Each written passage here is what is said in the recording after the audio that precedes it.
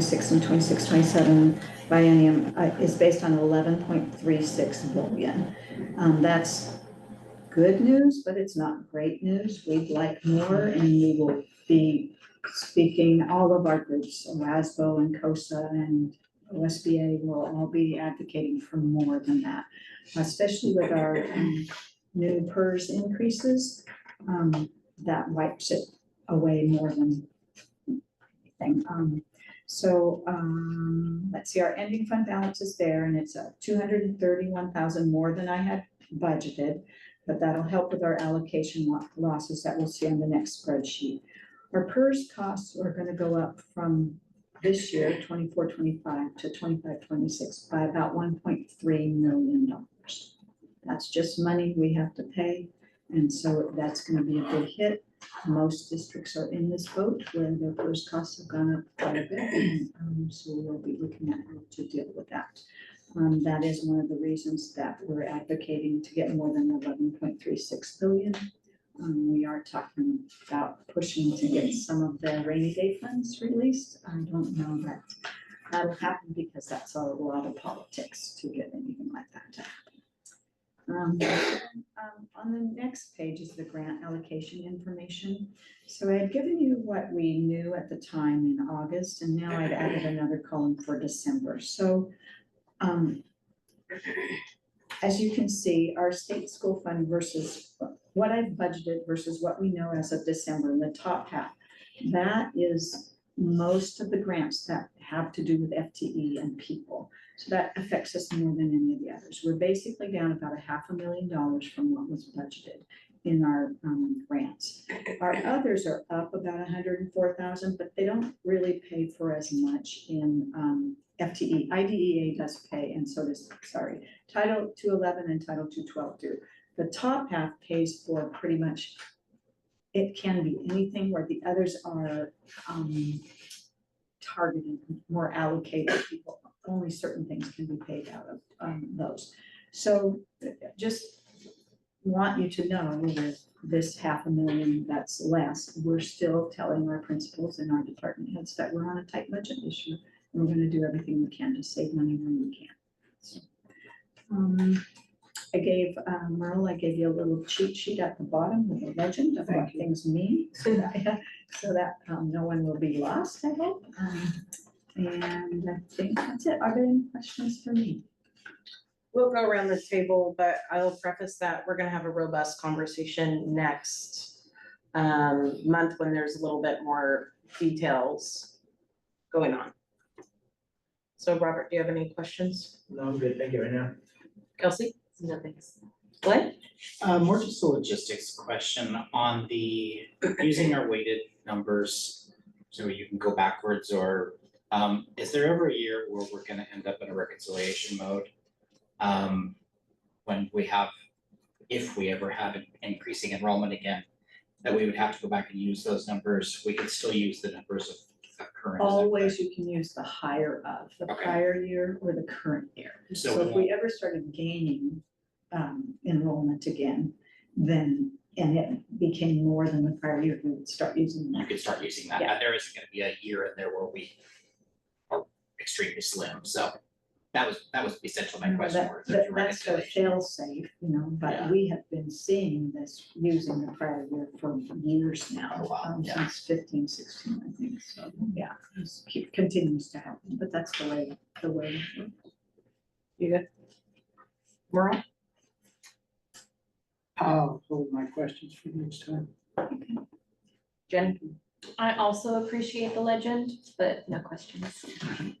Thank you, Linda. We'll see you next month.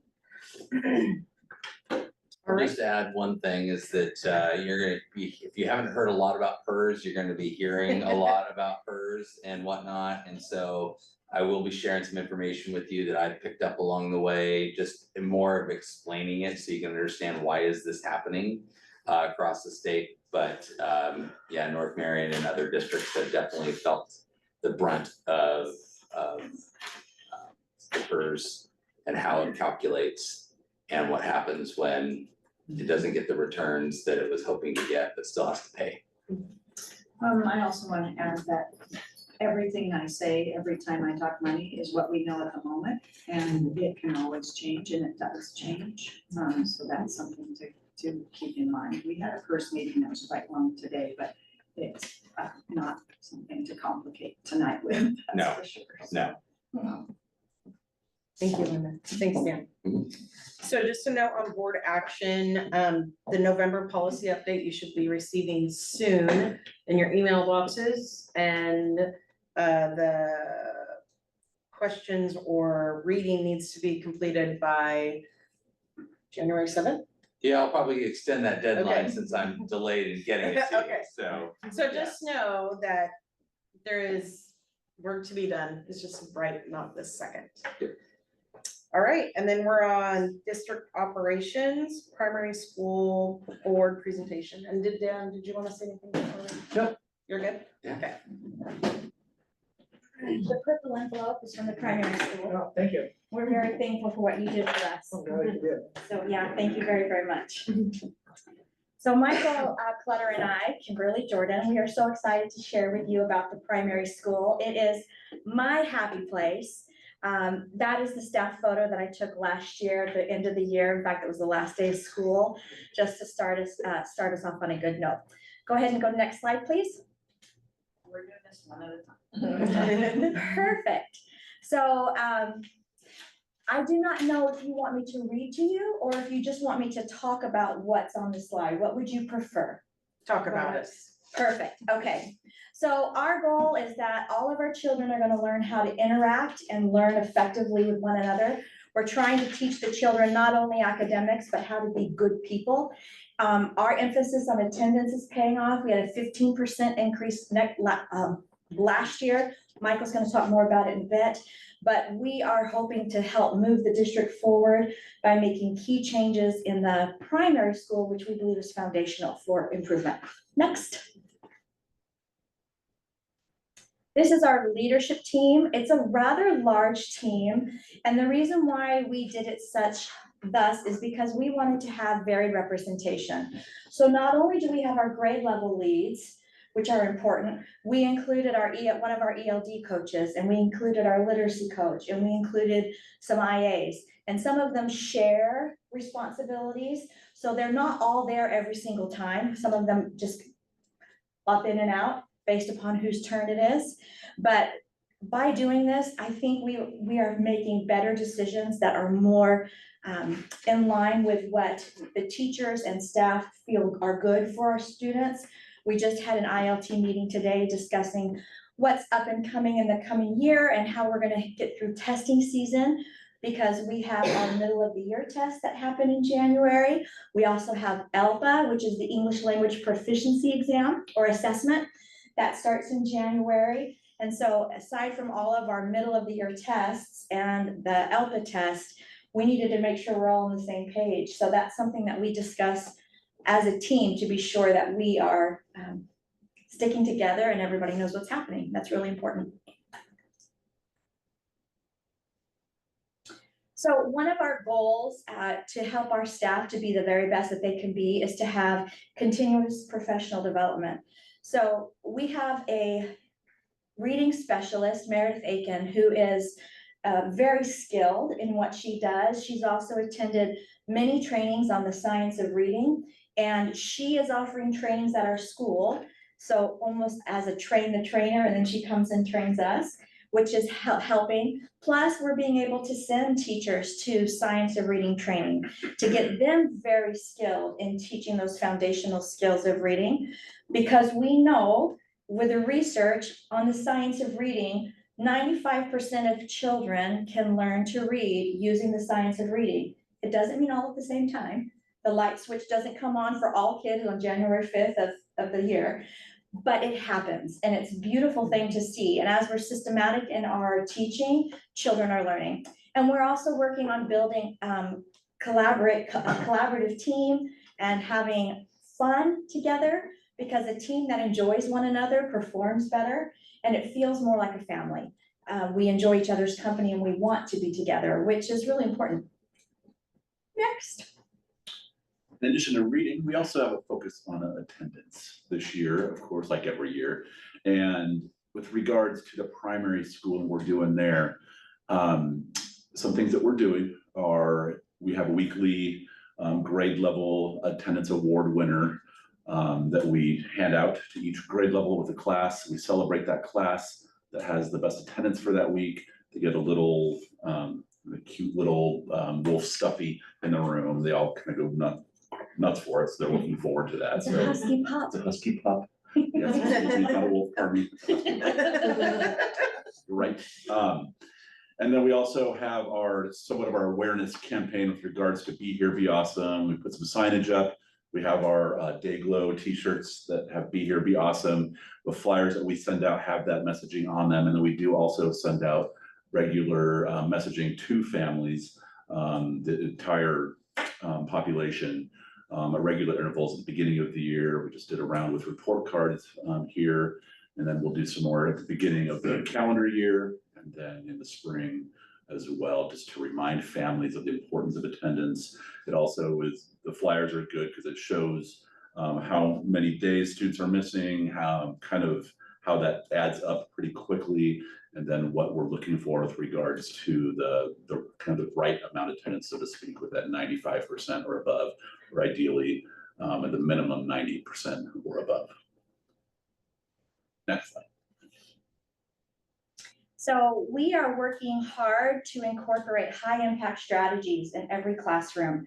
As I was speaking with staff this year, we decided that collectively, we want to make sure that each class is having the same type of strategies to avoid what Dan calls the educational lottery. So that if they're in a kindergarten class, they get the same strategies if they were in another kindergarten class, in another kindergarten class. It's not, you got this class, you're the winner. Everybody has those same strategies. So in our planning meetings, we specifically are calling out which grade levels are using which strategies. They're setting goals on how often they're using them, what they look like, and we are checking for them. We're looking for them. Up here, you see a couple different things happening in the classroom, ways to teach children new words, helping them to know what they're learning, getting them involved with multimedia is also something that is great for kids because it grabs their attention. But we know that these high impact strategies not only help our English language learners, but it helps all of our learners because they're good teaching strategies.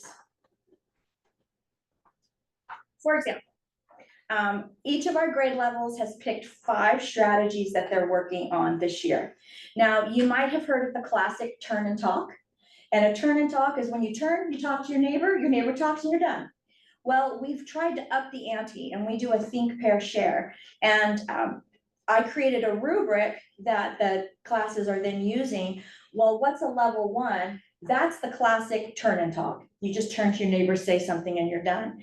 And then we're teaching them level 2, where you respond back. Level 3, where you might ask a question. Level 4, where you synergize and you come up with new ideas. And so my second grade classes are working hard to get to the level 4. Kindergarten is really excited because they're mastering level 1 and they're moving to level 2 because everybody moves at their own trajectory. But we are explicitly teaching them how to raise their voice in academic conversation, both with their peers and in their classrooms. So this is just one example. In our Swell coaching meetings in a professional learning, not only are we learning about the strategies, there were 2 presentations. I just took a screenshot of the presentations. We also have coaching cycles. Our reading specialist, or our literacy coach, our reading coach, and our 2 ELD coaches are providing coaching to teachers, and all teachers are going through the coaching cycle. Every teacher will go through at least 2 coaching cycles this year, and some will be lucky enough to have 3. And what do they get coached on? Whatever they want to improve upon. So they meet with that coach and they decide what are we gonna work on? What are you wanting to learn better as far as teaching reading goes, as far as teaching English language learner goes, as far as your practice as a teacher.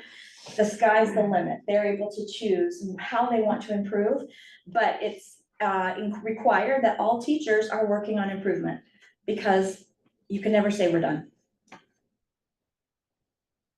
Okay, so I included a video for you. And I don't know if you're showing the PDF, it's not gonna show, you have to go back to the slideshow.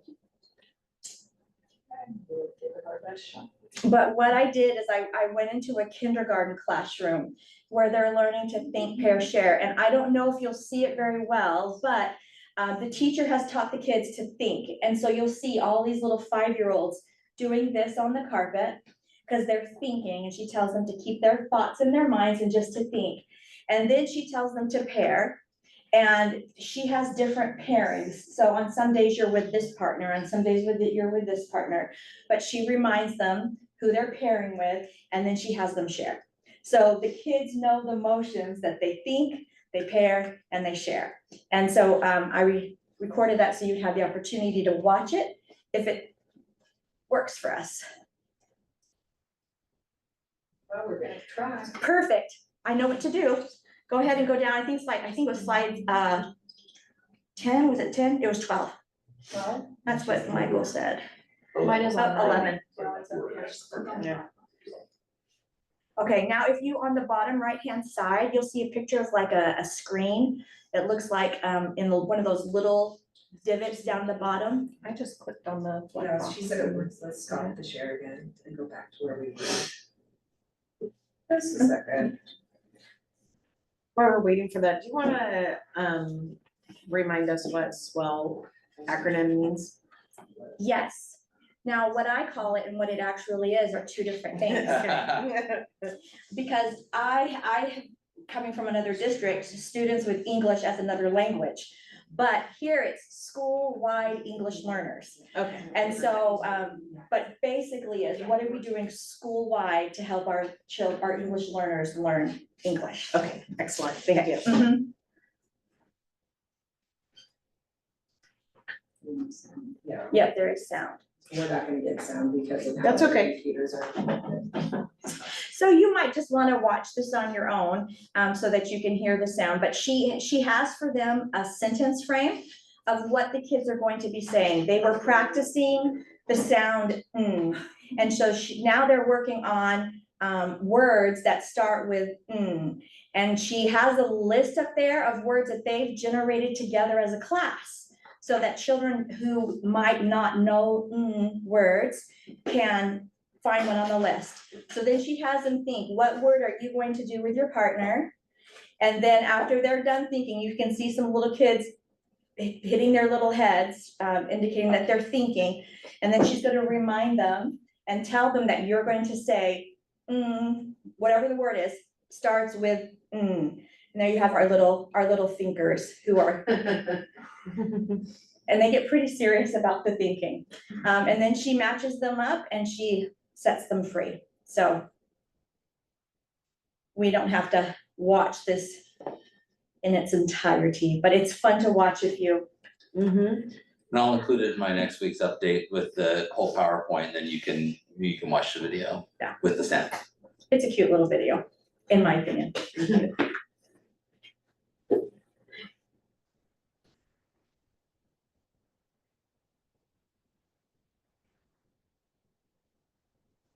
Okay, some things that we're working on for our reading, and in addition to whole class reading instruction, is small group reading.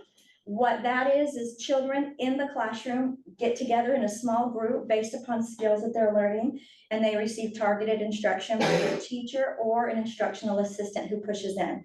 So that's one way that we're supporting their core learning. Then we also have Walk to Read, which is where children in the 1st and 2nd grade walk to a destination to get instruction on a specific skill. And they get that either by an instructional assistant or a teacher based upon the skill. And we also have high dosage tutoring.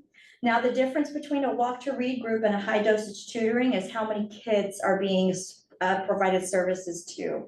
In a Walk to Read group, we might have groups as small as 3 or 4, but those are very few because we have lots of kids. Some groups are the size of a classroom, and these kids might be children who are already on grade level, they're receiving enrichment, or they're working on fluency or something like that. But with a high dosage tutoring group, they are groups of 1 or 2 children, because these children have a need of urgent intervention. They are children whose skills have not developed yet at the level that we would anticipate them being at this point. And so we are intervening hard. We are trying different things. What we've done doesn't work. That's not the child's fault. We need to find something different. So we're trying something different with them to get them to hopefully learn to read. And so those are the different ways that we're supporting reading instruction. I combined our theory of action and strategic goals so that the PowerPoint wouldn't be 700 slides long. But what I did do for you is I put in yellow the crux of it. We're providing that differentiated reading instruction so that 80% of students will achieve reading proficiency at their grade level. Now you might go, hey, Kimberly, you just told us 95% of kids can read. Yes, but I also said the light doesn't come on at the same time for every kid. And so that's why we did that 80%. So we give children grace who need a little bit more time. So that's that goal. Also, our goals is increasing regular attendance. As was already said, we've increased it by 15% over last year, and we're looking to do similar numbers this year, if not more. And so how we're doing that is we having twice monthly, part of how we're doing that is having twice monthly attendance team meetings where we really dig into each and every student who is absent, looking at why are they absent, how many do they have. And similar to the intermediate school, we have different messaging that goes out to families depending on how what their percentage is in regards to their absences. And whether that's letters going home, home visits, calls to the family, and we really try to work with the family to see what we can do to help increase the attendance. Of course, a lot of times students are sick and there is illness that goes around, but part of that messaging is also, since we're post-COVID, that unless they have a fever, they're throwing up, or things like that, then we do want them at school. Even if their tummy's a little bit upset or not feeling so well, please send them to school. So that's part of our messaging as well, is to help increase that percentage even more. So we can get up to a 94% or above regular attenders. And right now, we're about 93% regular attenders right now. And so we're looking in pretty good shape, relatively speaking, and we'll continue to work hard to try to keep those numbers up from now to the end of the year. Our third goal was regarding the English language proficiency assessment, the ELPA, and using those strategies that I was telling you about. It is our goal that 100% of our students will show growth on their ELPA test. We do not want any child in our school to go backwards on English language proficiency in any of the 4 domains. And the 4 domains tested on the ELPA test are reading, writing, speaking, and listening. And children acquire each of those skills at different rates based upon whether they were newcomers, new to our country, or based upon the score they obtained when they had their initial screening. Because all of our students, when they first come to us, we screen them to find out what's their baseline, where are they now, and then we begin to move forward. And we want every single child to move forward. No regression, no exception. And then this was just some fun pictures to finish out our presentation. Here, an instructional assistant on the top left, she's working with a Walk to Read group, and that one has 3 children in it. On the right, there's an IA working in the hall with a kindergartner, working on a specific skill with her. And the class at the bottom is just a really happy class that likes getting their picture taken, and they were very delighted to pose. So we're just excited to be, I call it the land of the littles, because all of our people are 315 children, 318, under the age of 7. And it's a delightful place. And yes, we have all different types of challenges and adventures, but you leave that place feeling like you've been in a good place. It's a happy place to be. I love the primary school. Any questions? Robert, Thank you. Thank you for presenting that. Kelsey, No, thanks, guys. Glenn, I'm good, thank you. Merle. Yeah, no questions. I'm pleased with the attendance numbers and the commitment of Absolutely. everyone making a move. Sounds good to me. Thank you. Jenny, Yeah, I echo what Merle said. Great job. Great presentation. Thank you. Thank you. Dan? Yeah, I have just before you guys sit down, I just want to compliment a few things here to highlight. First of all, I really appreciate the work Kimberly's done in bringing alignment to the intermediate school, realizing that, you know, we're a K-12 system, but really that K-5, and her and Dave Sheldon have done a great job of increasing their collaboration. I've heard Kimberly say multiple times, you know, that first state assessment happens in third grade, so a bulk of that what's happening in K2, and really how can we improve that 2 to 3 transition. I know they're working really hard, and if you go back and look at Dave's goals, you'll see a lot of similarities in that. As we've talked about paring the goals down, the action plans down, there's a lot of similarities there. And I really appreciate also Kimberly bringing out some very high leverage strategies as she talked about, and really, I really thought the rubric work really to me solidifies for teachers and then also for students to understand what's expected. Because I think sometimes these, when you just say, like she was describing, turn and talk, well, if you don't have like a standard of what is that interaction supposed to be like, you know, you really don't know, and whether kids are learning or not. And I didn't come up with this, but really you only know if kids are learning if they are writing, speaking, or doing something. That's the only way you can tell whether a student is learning. And speaking is the cheapest and easiest way to know if someone's learning or not. And so having these talk routines are hugely impactful if teachers have the structures in place, listening for the right things, and holding kids to a high standard in that. So great job. I appreciate all your hard work. And Michael's work on the attendance team. I went to the primary school's attendance meeting last week. I was so blown away. I had missed the previous one, came to this one, and every student that is considered chronically absent, so has not attended at least 90% of the time, they have received an intervention of some sort. So every, you know, he mentioned, you know, home visit, different various letters that we give every single kid and or their family who does not have 90% has received some kind of intervention, which I think is huge to have had that done by December. Because now the work of tracking what was the effectiveness of that intervention, that letter. So which direction, what direction do those students trend after having received some sort of intervention by the school to determine whether they improved after they received that letter, phone call, what have you. So now they can start tracking the effectiveness of that. And so, and you're gonna see when Des and I get up there here in a minute, we're gonna be talking about attendance and those attendance numbers and seeing some things trending in the right direction. So kudos to you both. Thank you. Thank you so much. Thank you. Great job. All right. Turn it over to you. All right. Des and I are moving to, we're gonna sit side by side here. All right.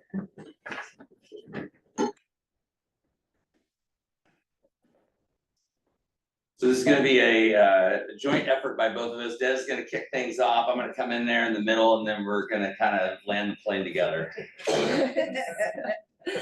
So the first thing. Is that a smirk? Okay. The first thing we wanted to talk a little bit about is that the state report cards were finally released. And so we have shared these with our community. We sent out a Parent Square message to everyone saying that they were available, and they are available on our website. You were linked a copy of the website so that you can access them. But we wanted to quickly do a breakdown, both for our community that might be watching this as well as for you all, about how do you read the state report cards. So the first things you're gonna see on the state report cards are these basic general demographic data about our district. There is a report card for every single building, and then one that's for the district as a whole. So it talks about how many students we have, some general information about our population, how many teachers we have, the demographics of our teachers, the number of students we have that receive special education services or are considered English language learners, our population of students who receive free and reduced lunch, how many languages are technically spoken within our district, all kinds of good information that gives some context to who we are. And then there's also specific building statistics that are provided, including how many teachers we have, educational staff, counselors. I will point out, because our district is kind of unusual in that we all share a campus, sometimes those numbers are a little misleading. So for example, this building statistic says that we have 0 counselors. Well, that's not true. Every single one of our buildings has counselors.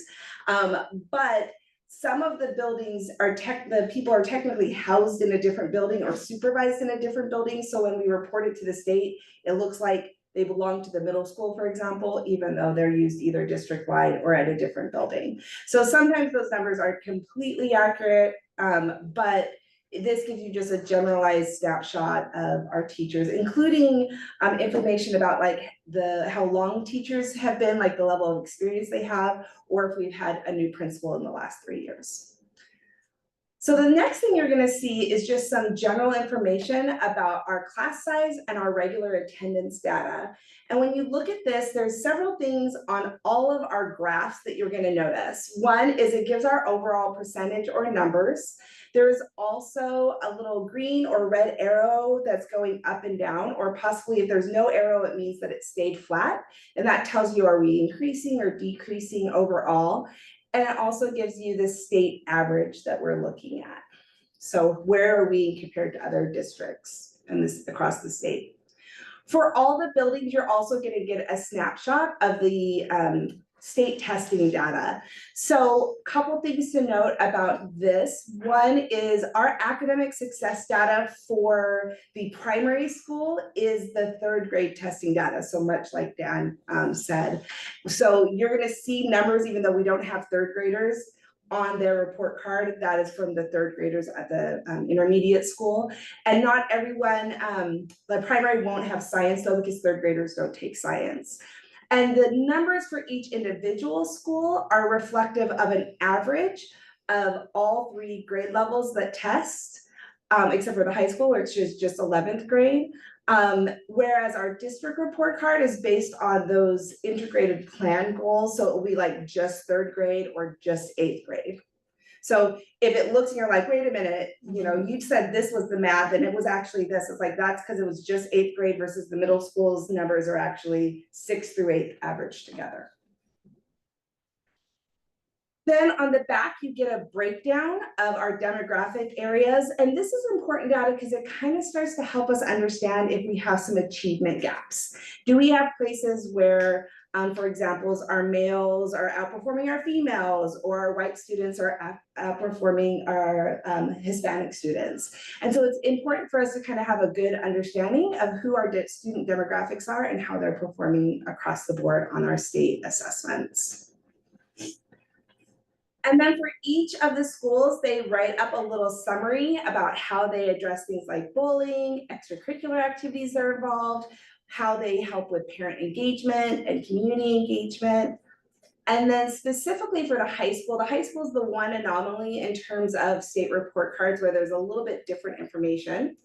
So their general data on the next slide also includes our on track to graduate, our on-time graduation, and our 5-year completer rate, as well as the percentage of students who say they went on to college. And then their questions, they have a little bit additional questions. So on the next slide, it talks about, we also highlight our career and technical education, and then specifically how advanced coursework is offered at the high school. So that's the one place where the report card's vastly different. So I'm gonna pause there to see if there are any questions about just how to read the report cards. The data itself is very reflective of Dan's goals, so I'm gonna let us dump into the data when we're talking about Dan's goals. Reading the report card. I just have a question about the college going. Does that include like trades or anything? So Nope. does it? No, not if they like are getting an internship through a company directly. It does if they enrolled in Shemeketa. Yeah. Yeah, okay. Anybody else? Merle? slide 8, I think it is, it says that that's high school data. But how about the others? Is that aggregate data, total data, like number 5? Is that all schools? No, that specifically is just a snapshot of what it would look like, and I believe that is from our intermediate school, if I remember what I took the snapshot of. But if you look at Dan's memo, that's part of the board agenda, there's a link to the website and you can see every school's individual report cards. So I didn't show everybody's because we only have a. I noticed it said primary data is 3rd grade, and then you mentioned, well, they don't do science, but science is on here. Yes, yeah. So this is either from the middle school, I don't think it's from the middle school because the science does it. I think this is from the intermediate school on Okay. slide 5. Yeah, if you click the link in that piece, it will open up and you can select which school you wanna look at and then the district overview. I back up and then open up to. Yeah. Yeah. Thank you. So some things to note on our report cards this year is we did have a really strong improvement in attendance in general, including a 15% improvement at the primary school last year. We can continue to see a really great graduation rate, including we're right at the state average and 4% above the state average with our 5-year completers. And our 9th grade success rate has really demonstrated just the efforts that the high school are doing to make sure kids graduate on time. Their numbers are really something they're striving to continue to grow, but actually pretty impressive, especially when we look at the state average. We're right at the state average. So we were really happy with the results that we saw in those areas. All right, so these questions that are on the screen were in a communication that I sent out to parents and the entire district related to the fact that our data does not reflect the potential that our kids possess, nor how hard our teachers are working. And so, which leads me to believe, to ask these questions, that are we putting our effort and energy in the right places? Or do we have that laser focus on academic achievement of every student, our alignment of resources, and then how do we communicate across K-12? So as kids matriculate up through, are we communicating effectively, you know, from K to 1, from 2 to 3, 6 to 7, all the way through? What are the strengths and gaps that kids have as they move up? It shouldn't take, you know, a 3rd grade teacher shouldn't take 3 months to find out what strengths a student has when their colleagues are right down, you know, down a sidewalk. You know, and in a system, you're communicating what are the strengths and weaknesses that kids have so that you can pick the ball up in September and keep moving forward. And so those are some of the big questions that I have. So in my so as I presented to you, so, you know, if we go back a couple months, in October, I presented to you kind of the ideas of what my goals would be, which are from the integrated guidance plan. And then in November, I presented to you that I was going to bring interim data to review that are aligned to those goals. And so, so the first one we're going to talk about is regular attendance. And so the next slide has what the target is. This is so you see our 23-24 data. Our goal is to be at 80%. So that's 23-24. The next slide breaks that down by demographic group. So I'm not going to spend a lot of time on that. Maybe Linda, if you go back one slide. So I want to kind of take a mental picture right here of what this is. And, you know, I'm going to larger. So we go 62, 55, 69, 61, 61 at our so from district, primary, intermediate, middle, and high. Skip 2 slides, and we go to where we're at right now. So you can see we're up across the board in every single school. The primary almost has hit our goal of 80%. And so, you know, really excited there to see those trends going up. You know, we know we've hit through a cycle of illnesses. I'm sure there's going to be one right after the holidays again. But again, the important part is we're able to, through the implementation that the assistant vice principals have done, we can start tracking whether kids and families are responding to the nudges and the letters and the phone calls about the importance of attendance. So we're seeing some good things there. And then next slide gives you what's our average daily attendance. So we're very consistent across all 4 schools of having, how many kids are in school every single day. All right, so 3rd grade reading will come to you next month, but I want to kind of give you a little bit of reminder / preview of what you can anticipate. So there's our reading goal. So this is just definitely an indicator of this does not demonstrate the potential that our kids possess. Okay, and this is why we need to really, you heard Kimberly talk about the potential of reading is really making sure that we're looking at data throughout the year to give us a good idea of what do we need to focus on to help those kids reach their potential. Next slide breaks it down by demographic group. So next month we will be back and we'll focus, this will be one area where we'll have some focus on what data do we look at to determine how kids are progressing in their reading skills. So that will be a January focus. All right, so we'll spend some time talking about 8th grade math. So next slide shows where our goal is at and what our data is. And then the next slide shows that by demographic group. So, one of our indicators is, one of the indicators that we should be looking at are grades. So what are the grades that students are receiving in these classes to communicate their learning, in this case, mathematics. So next slide. So current real data after the first trimester is less than 2% of our students have a D or F in 8th grade math, which is, we're celebrating.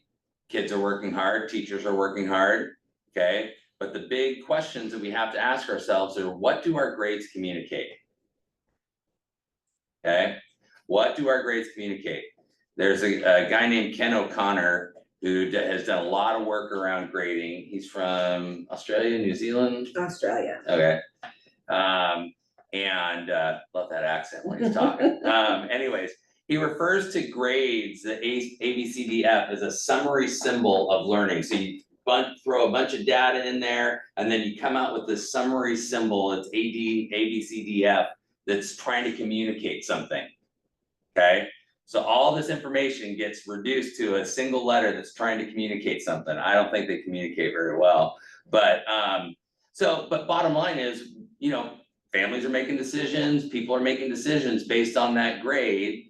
And when we have, less than 2% of our students getting a D or F, but we have the data that we were just looking at in terms of math proficiency, it doesn't take a rocket scientist to go, we have a disconnect. Okay, so it really begs the next question: how well aligned? Actually, one more question. There we go. How well aligned are we to the assessed standards? So, what's the alignment between how our teachers are determining grades and how is that aligned to the state standards? Now, I'm going to go. Des and I have been talking about this, and grades, how we grade, how teachers determine grades has no impact on student achievement. They are simply a communication tool. So we are not going to spend our time really trying to fix a grading problem. We need to spend our time making sure that we are aligned to the standards that we are assessing that are going to be on the state assessment. That's where we need to spend our time. That's just, I don't want people to see that and go, we've got a grading problem. Because we could, school districts have spent hours and months and years trying to fix a grading problem, and you don't improve student achievement through fixing a grading problem. That's just a communication issue. You need to focus to make sure that you're aligned to the state standards and that your assessments do that. So hopefully the grading takes care of itself.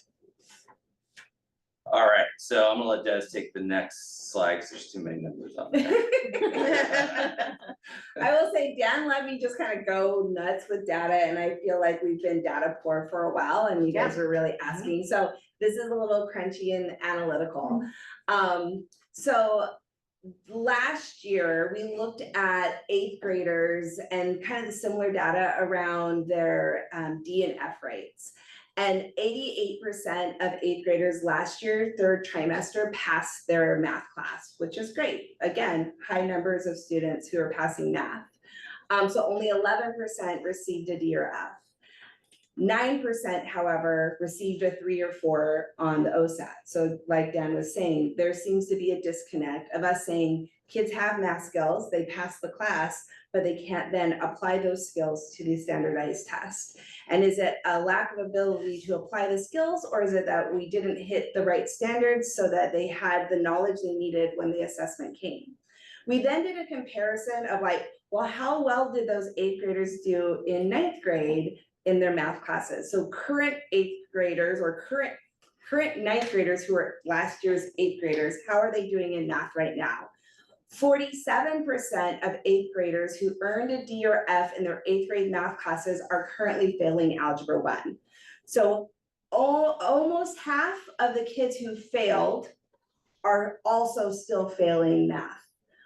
But the other half of them are actually currently passing Algebra 1, which is a positive development, especially because at the high school level, passing Algebra 1 is a pretty big predictor of on-time graduation. Kids who fail Algebra 1 have a pretty significant increase of not being able to graduate on time. 16% currently of 9th graders are failing their Algebra 1 course. In general, 16% of all 9th graders are failing Algebra 1 at this moment. So again, to Dan's point, we have a issue to resolve it, which is a disconnect between our academic achievement as communicated by grades and our OSAT scores, as well as making sure that our 8th grade achievement kind of matches our 9th grade achievement. What we don't want is to communicate more kids should be failing math, like, because that's not actually gonna solve the problem, and we don't want that to be the message. But we do know that there is a disconnect between what kids are being taught, what they learn, and what they can then communicate when the state test comes. Yeah. Leads us perfectly into 9th grade on track, where, so here, the next slide kind of explains what it means to be on track as a 9th grader. And I think to Des's point, as far as, you know, so there's sort of competing interests when you think about grades, and you think about high school grades and the credits that are earned from those grades and then being scored by the state on your graduation rate, there is a motivator to have kids get passing grades in order to graduate on time. I mean, that is the ultimate goal of public education, is to get kids to graduate on time. It should also be the goal that they are also knowledgeable and have the skills to be prepared for the world. So you sort of have this competing interest here where those grades are the ticket across the stage, but you do those grades also reflect learning. And so, and I'll just say it again, that, you know, I believe that our numbers on being on track to graduate and their graduation rate is the result of teachers working hard to help kids meet those, get those grades, and kids doing the things their teachers are asking them to do in order to pass classes. So you've got a slide there that talks about what it means, and then you have our goal of. So can I interrupt for a second? Go back yes. to one more slide. The other one piece, and we'll get into it more when we look at the actual data, but just I want to point out, it's a tricky piece with on track because there's kind of two things we're looking at. One, and all the state looks at, is did they earn enough credits? They don't care what those credits are in. So this would never happen in our school, but conceptually a kid could take all electives, and if they pass them all, they'd be considered on track. Well, we know that that's not true because they have a lot of core classes they would need to get caught up in. So specifically though, the state just looks at, did they earn enough credits to be considered on track? When I talked with Mr. Jensen, specifically because he's been working with some of the 9th grade success, they also take a really close look at kids who failed core classes, specifically math and English, because even if they failed nothing else, if they failed one of those 2 courses, they're more likely to be considered off track, even if the state didn't consider them off track. So we still need to do interventions, even if the state would say, oh, no, they're fine. Because we know that they're gonna have to retake those classes, so. All right, so you can see what our goal is there and what our data has been. And then the next slide, you can see where we're at demographically. And the next slide gives you some information on the students who failed 3 or more courses trimester 1 would already or would be already considered off track. And so you have some data there that talks about where we're at. And then. And technically 2 is okay, but if they fail anything else, they're gonna be off track. So this is only trimester 1. So right now they've blown it already. I mean, that sounded harsh. What's a better word? They wasted their chance to fail a class. Yeah. That's already done. Like this, they have to pass everything from this point forward. So it's really like 3 or more means they're already off track, but 2 really is potentially should be considered off track as well, because if they failed the first try of something, what is the likelihood that they're gonna fail the second trimester of that same class when it comes about, so. So in 23-24, we finished the year with 83% on track to graduate, and our goal is 90%. So you can see on back down the next one. That was the one. So that just to give you an idea where we're at and what the target is, and then yeah, one more. There we go. There we go. So we're just, I think 2 percentage points, just about 2 percentage points ahead of where we were last year, given, so we have about 85% on track. And so the next. As of trimester 1. As of trimester 1, thank you, thank you. It was in the title. Right, So, I wanna make sure.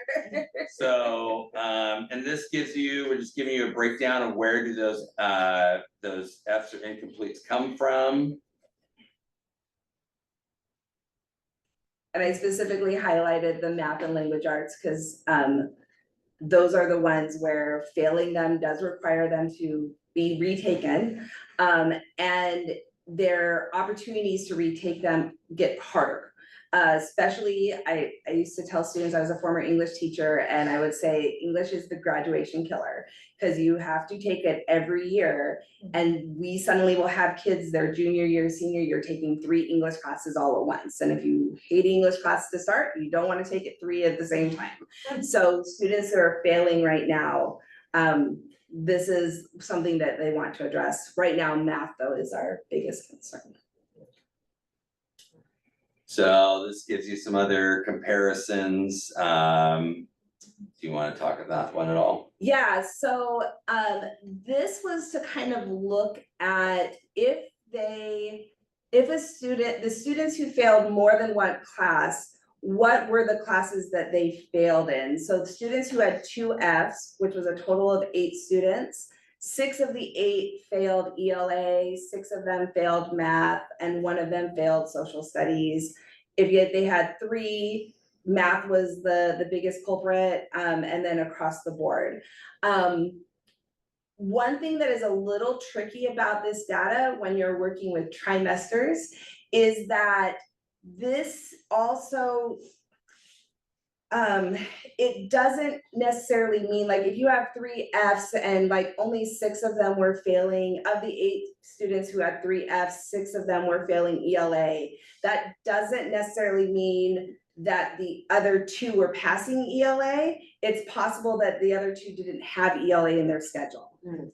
So, because they'll just take it second and third. So I don't have that data to say they had ELA and they passed it, or they didn't have ELA at all. It's a little wonky with trimesters, but it does indicate when we have students with multiple Fs where our problems lie. And again, it's with that ELA and math. That's the area to really focus on.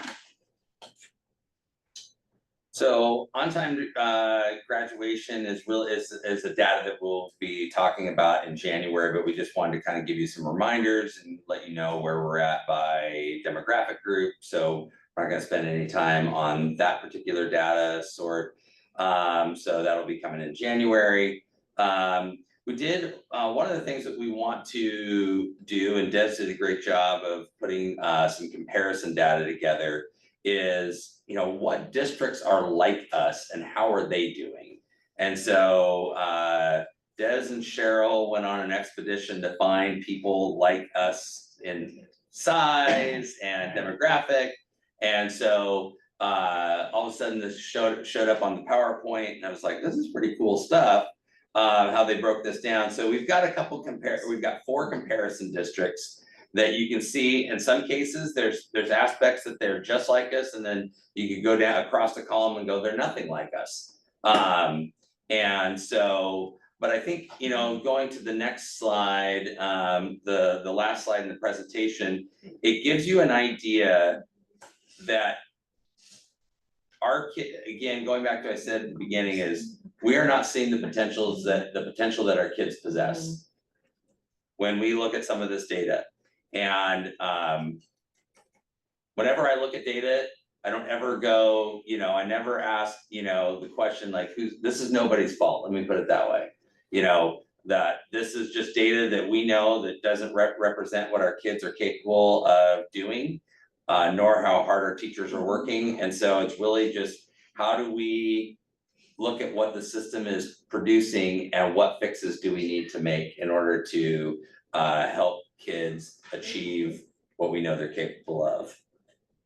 I will add too, as we did our deep dive into who is comparison, we have a very unique student population compared to other places. I really thought, oh, there'll be plenty of places, and we would pull up one and it's like, oh no, they have double our population, or they aren't serving as many even close as many language learners as we're serving, or they look pretty close, but suddenly we realized our SES, they have much more affluent students. And so to do some direct comparisons was kind of hard. We recognize that even though these are close, there are certain aspects where we have specific challenges that we need to address that are unique to us, where you bring all those factors together into one place.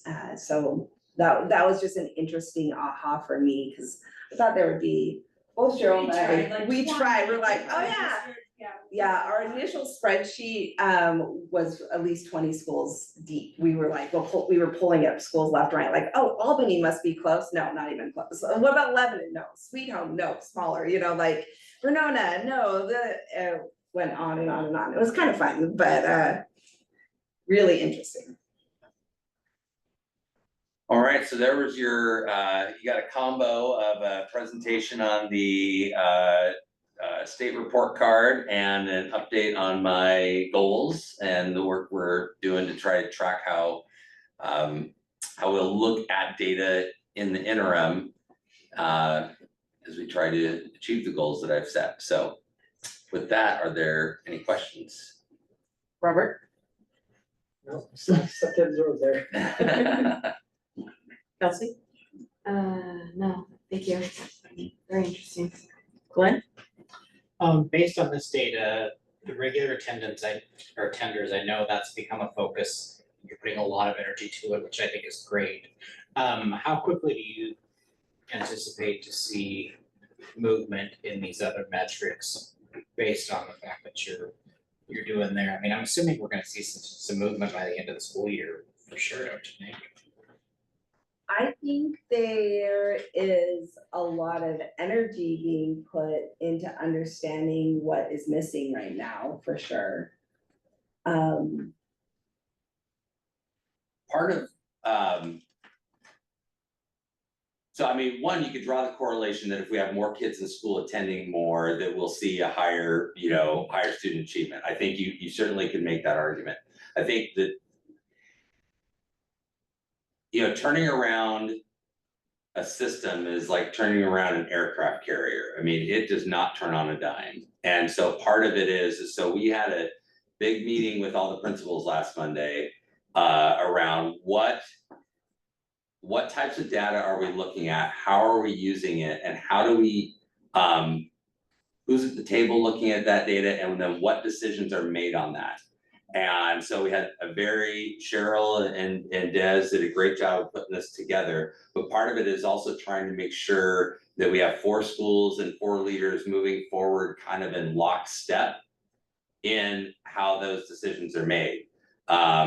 And so it was interesting, we had this big, discussion, and then we kind of gave them, said, okay, here's what we need from you. And then, then I had to ask, like, what's your one thing you're supposed to do out of this meeting? And then, thankfully Deanne goes, we're supposed to turn in the checklist, but it's really easy because educators, it's really easy to go, I just heard them say this, this, and this, now I need to go do this, and this, and this, and it's like, no, the only way this works is if we move together in lockstep to figure out what it is that we're gonna do, so that the meetings that are happening at the primary school are the same types of meetings and data that they're looking at the intermediate to middle to high school, so that the decision makers in those schools are looking at the same information, utilizing it to make informed decisions about the educational needs of their students.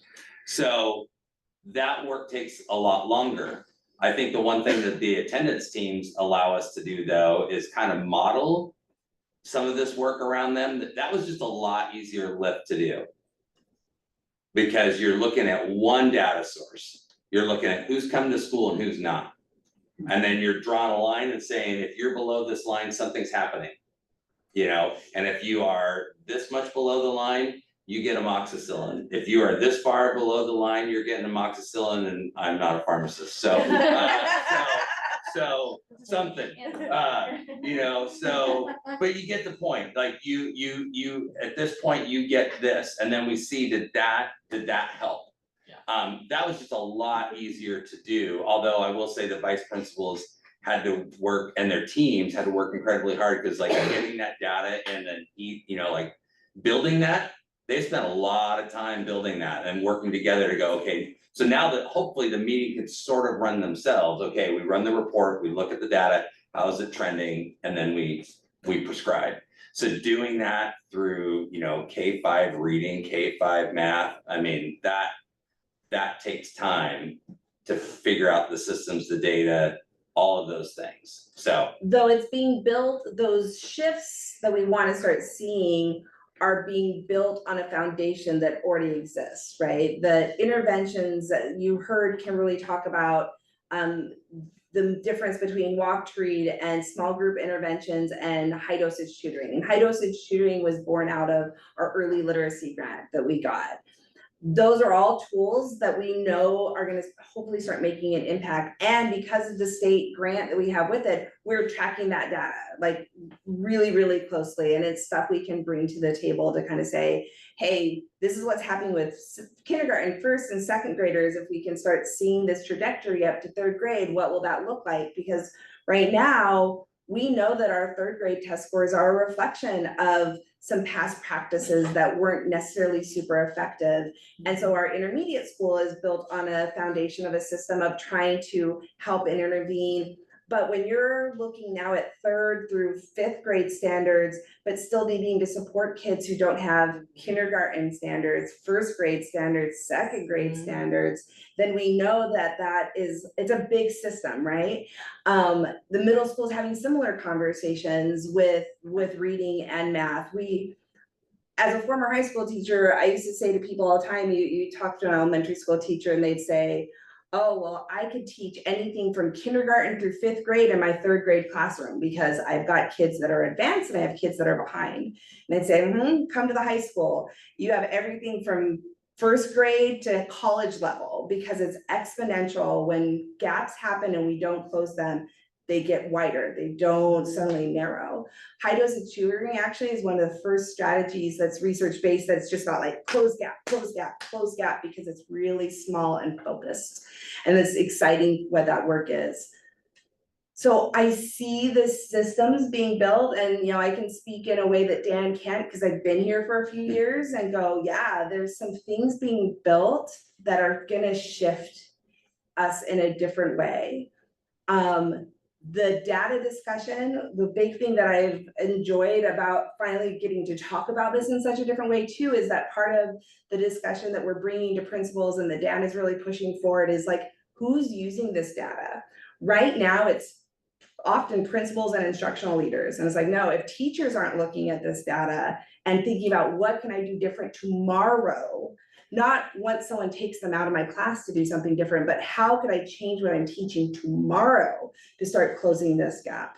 So we're really pushing on this system in these ways to hopefully start making shifts and recognizing what is a shift that we have to wait a year. Like if we roll this out, heads are gonna explode, so we have to wait, we have to roll this one out a little bit further down. But there's already things that we're building off of that were there to begin with. Intervention systems, thinking through systems, good assessment tools that I think we're gonna start getting information out of in a different way, that I think we should start. I don't know if we'll see the growth that that's embedded in your question, but we will know more clearly what information we don't have and why that's keeping us from making the movement we have to make. Yeah, good. Merle? I don't think I'll ask the question. It had to do with the language and my lack of some of it, but you're the educators and I'm interested and excited to get the data that we're getting, and I look forward to that next month. And I think I have gotten through my mind, which is, as Mr. Lincoln said, somewhat like a piece of metal. It's hard to get anything on it.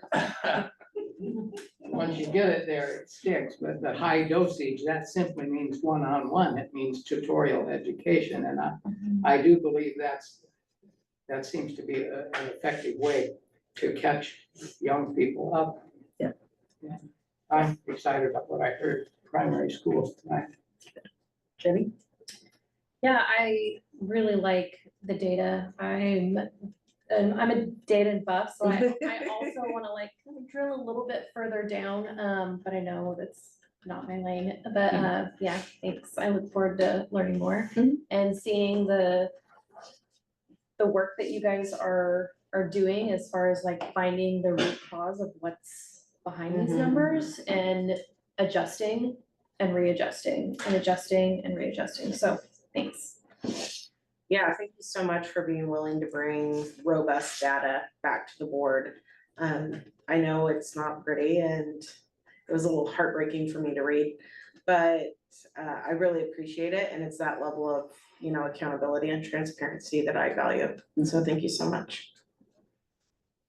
You're welcome. Yeah, like I said, people are working really hard and I'm just really, the leadership team of the administrators are working really hard and as I said to the parents, when you look at data like this, you gotta stay curious, not furious. And I think that our teachers are really, this is a hardworking group of people that are really wanting to do right by kids. And so I don't anticipate a lot of challenges, because I do believe that this community and its teachers do want to do their best for their kids. And so, but it's that aircraft carrier, it takes a while to turn, so.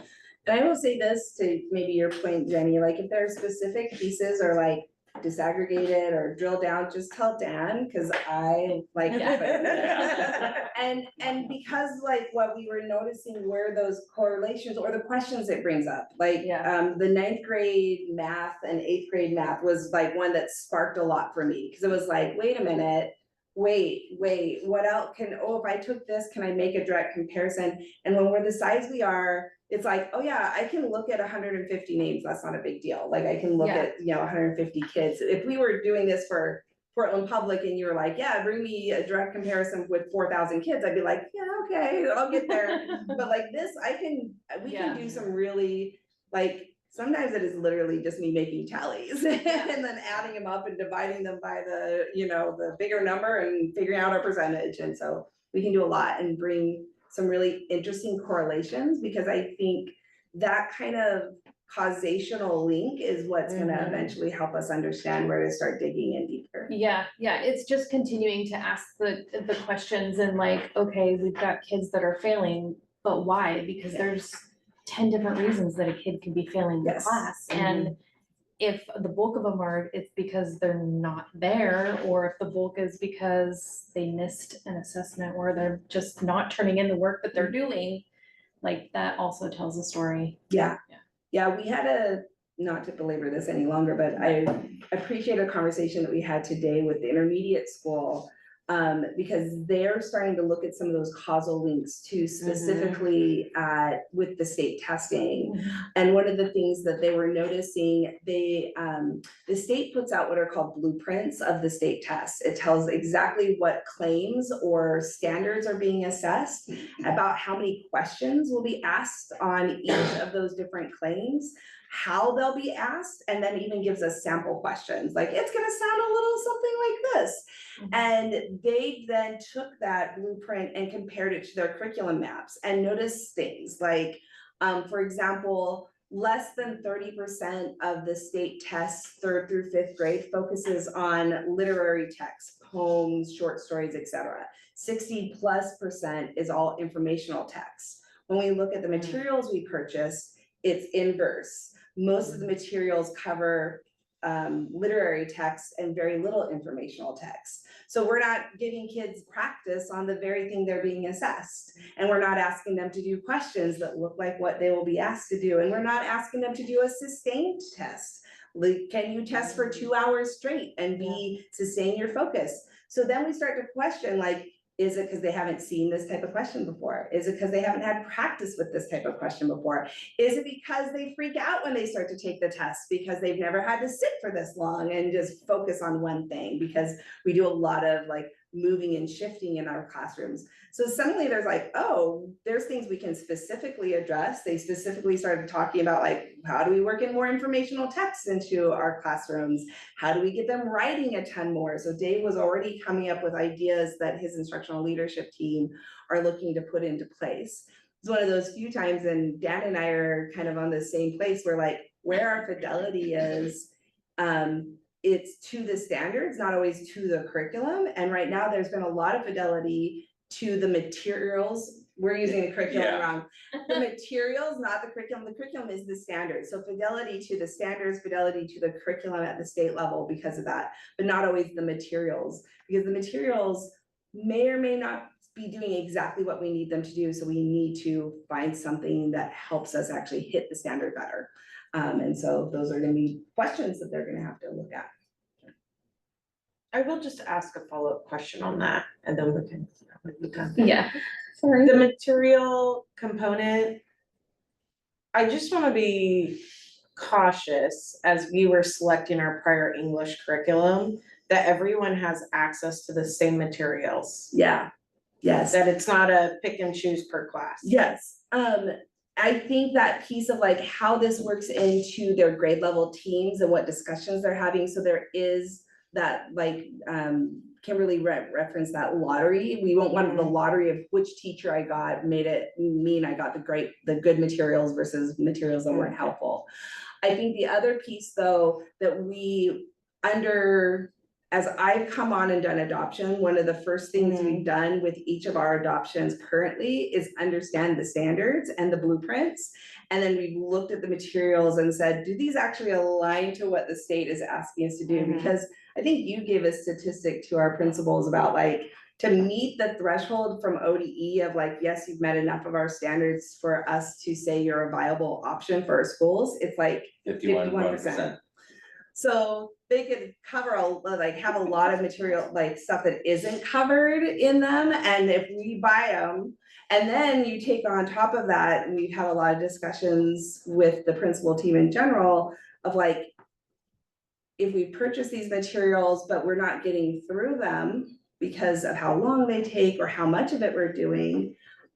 We had some discussions with our old materials for math when we were doing iReady, and we all had this as a parent. I was a parent here too, where you got workbook 2 sent home with you, in their backpack, and it was so heavy because we never got to workbook 2.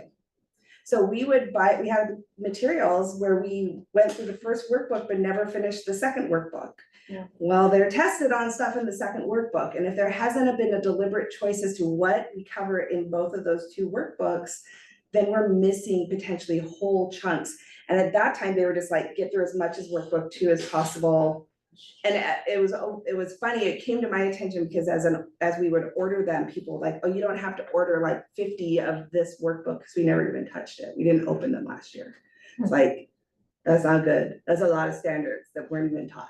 And I think the phrase that you said there that kind of made my buzzers go off was, you know, get through. And I think that that's historically what kind of teachers have done. It's what I did. You get a textbook, you work your way through it.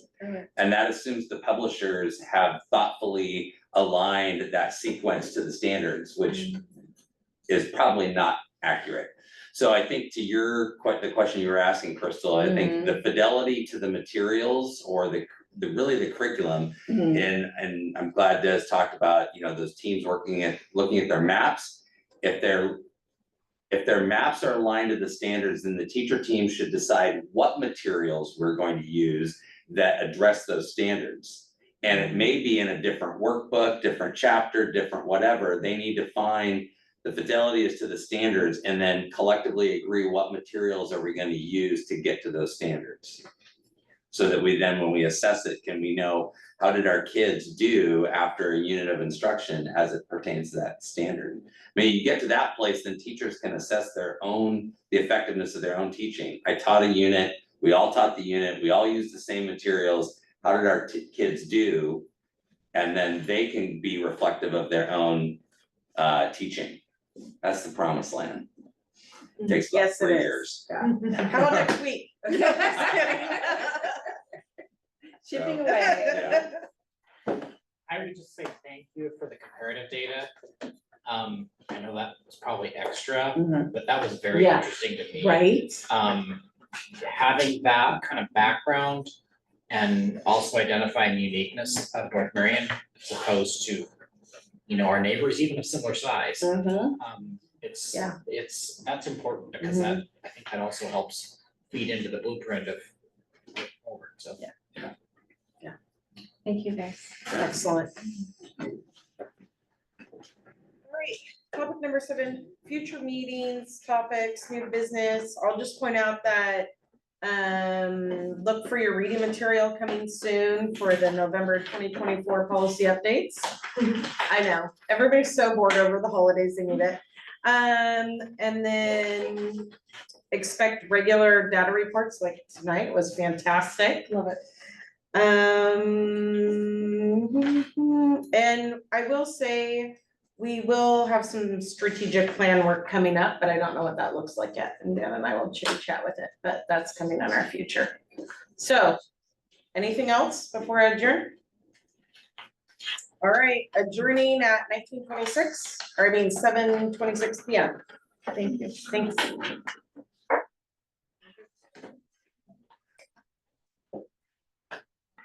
90 minutes, that's a healthy meeting.